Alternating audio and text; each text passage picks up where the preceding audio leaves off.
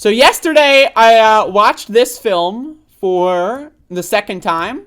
This is Unbreakable. It is a filmographic experience. It is Unbreakable. So it has Bruce Willis and Samuel L. Jackson. And I watched it yesterday, and I was really high when I watched it. And so factor that in. But the reason why I like this movie is because, it's very clearly, it's got the cliffhanger at the end. It's very clearly part of a larger story. And so I haven't seen Glass yet, which is apparently the sequel film to this. Not seen it. So I'm going to go into that fresh, but I decided, you know what? Let's watch Unbreakable first. But yes, unfortunately, Bruce Willis is quitting. He's retired from movies. So that's a factor. But yeah, so the characters, it's a superhero film.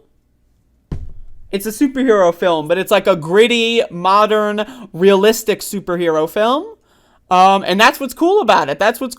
So it's got one of the characters, Elijah, played by Samuel Jackson. His whole character is he collects comic books, right? It's like self-referential. I like it.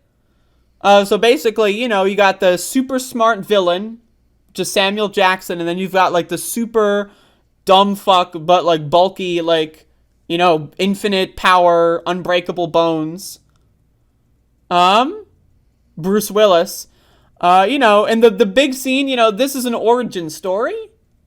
Right? So it's very clearly part one. Now, yes, the other two films are Split, which introduces another villain in the universe, and then Glass. But, I've seen Split before, but anyway. Very clearly this is a part one. And so, you can't really, this is not a complete film.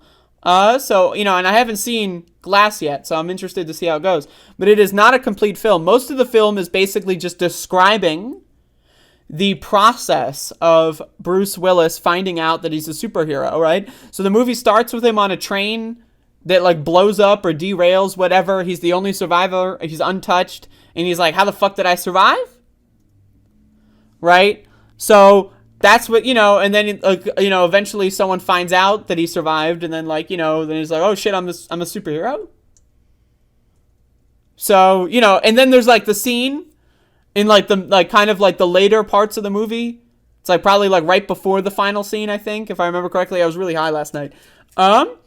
Where, he goes out and he, tracks a villain down and then fucks with the villain.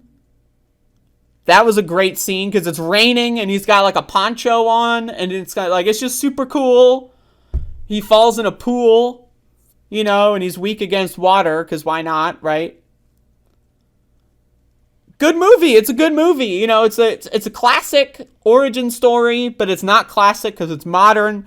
Except this movie was made in 2000, right? I think Glass is 2017, isn't it? 2016 maybe. I don't know. But yeah, this is very clearly a part one. So I don't want to the ending is it's a quote unquote bad ending, right? But it's only because it's part one of a larger story.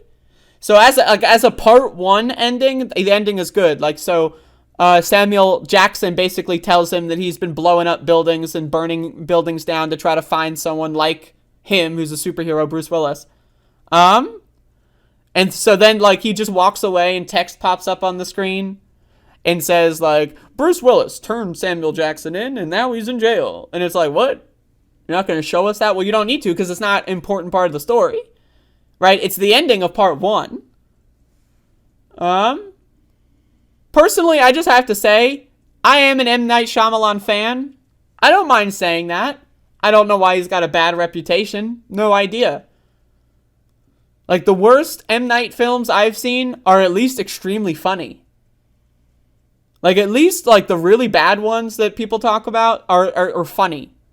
They're enjoyable in its own way.